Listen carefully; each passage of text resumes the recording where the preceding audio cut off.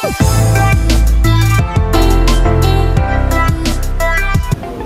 वालेकुम।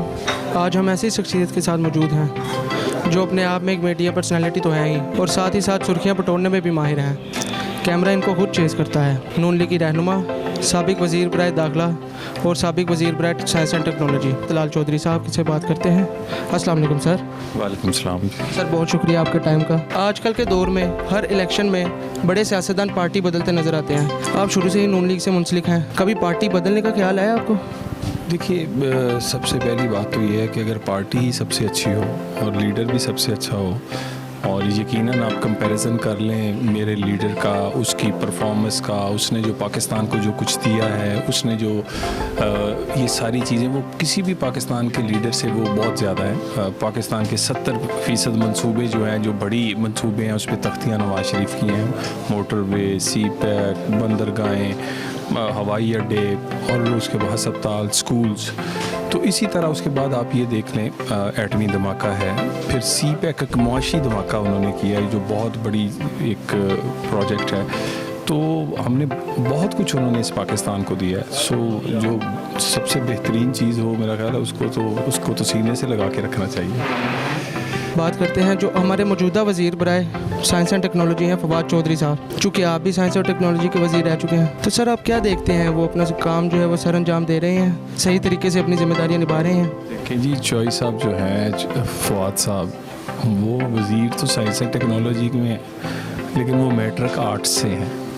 तो मेरा मतलब वो साइंस एंड टेक्नोलॉजी के लिए शायद वो इतने फिट नहीं हैं जितने गालबन वो इतलात और नशरियात में बेहतर थे।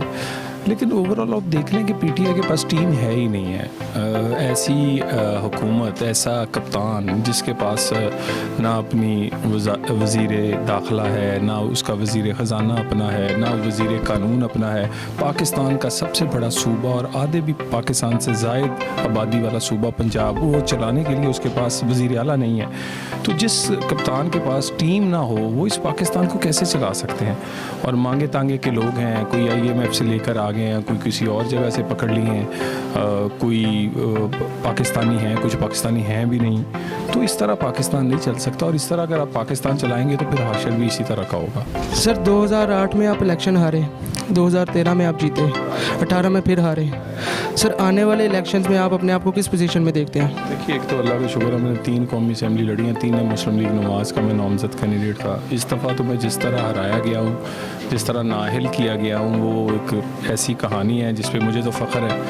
मैं अहल हूँ, मैं नाअहल हूँ, मैं मेंबर हूँ, मैं वज़ीर हूँ, मैं कुछ भी ना हूँ, लेकिन मुझे फ़ख्र है कि मैं वफ़ादार हूँ, नवाज शरीफ का वफ़ादार हूँ। मैं उस आदमी का वफ़ादार हूँ जो पाकिस्तान में आइन की बात करता है, पाकिस्तान में लोगों के हकूक़ की बात करता है, और उस आदमी का मैं के पीछे खड़ा हूँ, उस नवाज शरीफ के पीछे जो पाकिस्तान की 70 साल में जो पाकिस्तान बनाने का मकसद था वो पूरा नहीं हो सका, वो पूरा करना चाहते हैं।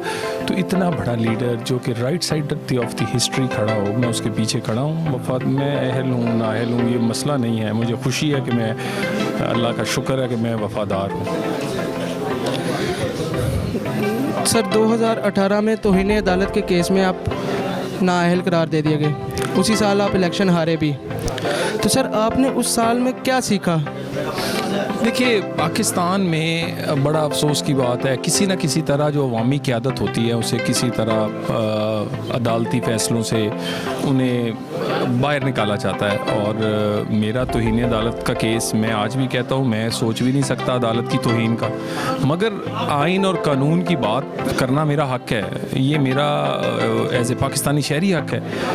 अदालत की इज़्ज़त में इजाफ़ा मेरे जैसों की नाअहली से मुमकिन शायद ना हो सके। मैंने तो कहा था कि अगर इससे अदालत की इज़्ज़त में इजाफ़ा होता है तो मैं इसको कबूल करता हूँ, लेकिन अदालत की इज़्ज़त में इजाफ़ा तो मुशर्रफ जैसों से को लटकाने से होगा, जिन्होंने आइन की किताब, जिसके मुहाफ़िज़ अदालत है, उसको पाँव पर रोंदा है। मुशर्रफ को अगर रिलीफ मिले और मेरे जैसे सियासी कारकुन सज़ा पाएँ तो शायद अदालतों की इज़्ज़त में उस तरह इजाफा ना हो सके। सो अदालत की इज़्ज़त में इजाफे के लिए तो हमने जंग लड़ी है। मैं उस तहरीक का एक कारकुन था जो कि अदलिया की बहाली की मियाँ साहब ने चलाई।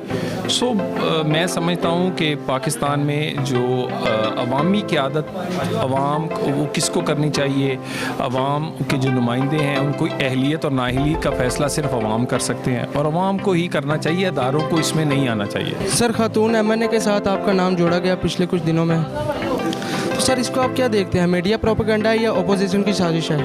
देखिए, एक मुझे बड़ा अफसोस है, एक छोटा सा वाक़या जो कि मंडे को हुआ, उसके बाद 4 दिन 5 दिन तक उसकी कोई ना ख़बर आई ना कुछ हुआ। फिर शहबाज गिल साहब ने क्या किया, फिर इमरान खान ने तकरीर करके ख़ुद बता दिया कि ये किसने किया है। ये होशियत करने हैं, अल्लाह की मेहरबानी से लोग मुझे भी जानते हैं, बाकी उनको मेरे करैक्टर को भी जानते हैं, मगर इस तरह की ये चीज़ें सिर्फ हमें रोकने के लिए करते हैं। मगर अफसोस की बात यह है कि ख़ातून का नाम लेके इतने बुज़दिल लोग हैं कि वो इस्तेमाल करते हैं। ऐसी किसी चीज़ से मेरा ख्याल हम रुकने वाले नहीं हैं, बल्कि पहले से ज़्यादा जज्बे से नवाज शरीफ के साथ और उसके बयानिए के साथ खड़े हैं और खड़े रहेंगे इंशाल्लाह। इंशाल्लाह सर, तंजीम साजी में आपको बुलाया गया तंजीम साजी के लिए, तो आज जो कि आपका बयान है, खुद का बयान है, लेकिन आगे की कहानी कुछ और सुनने को मिली। सर, इसमें किसका हाथ है? देखिए, ये एक तो वहाँ पर कोई 3-4 घंटे पुलिस और बाकी लोग मौजूद रहे, वहाँ तोड़ मरोड़ के इन्होंने बहुत सारी वीडियोस बनाने की कोशिश की, इसीलिए इन्हें 5 दिन लगे। और अगर बड़े अफसोस की बात है, वाक़या 11 बजे होता है, आप उसको कहते हैं 3 बजे हुआ था, वाक़या कुछ और है, कहते हैं आप कुछ और है। और बड़े अफसोस की बात है कि फिर उसमें बिला वजह से किसी ख़ातून का नाम आप जोड़ देते हैं। आप हमारा सियासी मुकाबला करें ना जी, सियासत में मुकाबला करें। आप मेरा मतलब है नैब इस्तेमाल कर रहे हैं, FIA इस्तेमाल कर रहे हैं, एंटी नारकोटिक्स इस्तेमाल कर रहे हैं, पुलिस इस्तेमाल कर रहे हैं, एंटी करप्शन इस्तेमाल कर रहे हैं। उसके बाद आप इतने छोटे लोग हैं कि आप ख़वातीन का नाम भी इस्तेमाल करते हैं। और मैं तो इनसे इनकी सोच का पता चलता है। कम ज़र्फ़ दुश्मन है हमारा, तो जिससे हमारा सामना है, कोई बात नहीं, सामना कर रहे हैं, लेकिन अपने मौक़िफ़ से, अपने नज़रिए से, अल्लाह की मेहरबानी से नहीं हटेंगे। एजाज़ अहमद शाह जो आज वज़ीर बराए दाखिला हैं, चूँकि आप भी रह चुके हैं, तो सर उनकी ज़िम्मेदारियों को आप कहाँ पर देखते हैं? वो पूरे तरीके से भरपूर अपनी ज़िम्मेदारियाँ पूरी कर रहे हैं? देखिए, एक तो पिछले दिनों उन्होंने एक बयान दिया और वो बड़ा ही मुतनाज़ बयान था।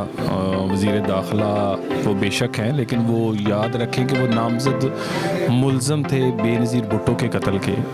वो फ्रंट मैन या उनके की प्लेयर्स में से थे मुशर्रफ के, जिन्होंने एजेंसियों को, अदारों को इस्तेमाल करके इस मुल्क में जमहूरियत को और इस मुल्क में पार्टियां तोड़ी हैं। और अब भी वो जिस तरह की बातें कर रहे हैं, उनकी सोच कोई अवामी नहीं है, उनकी सोच एक ख़ास किस्म की सोच है, वो मुशर्रफ जैसी।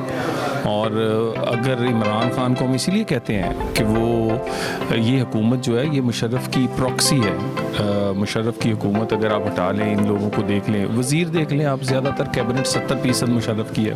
पॉलिसियाँ उसी तरह की हैं कि ज़ोर ज़बरदस्ती से अदारों को इस्तेमाल करके, वो नैब हो, वो FIA हो, वो बाकी इदारे हों, किसी न किसी तरह लोगों को चुप करवाया जाए, गिरफ़्तार किया जाए, लोगों को उनको बात उनको ना करने दी जाए, उनको सियासी आज़ादी ना दी जाए। सो उसी तरह की एक हुकूमत है जिनका जो एक आमरीत जैसी हुकूमत है, और उसमें कोई फ़र्क नहीं है।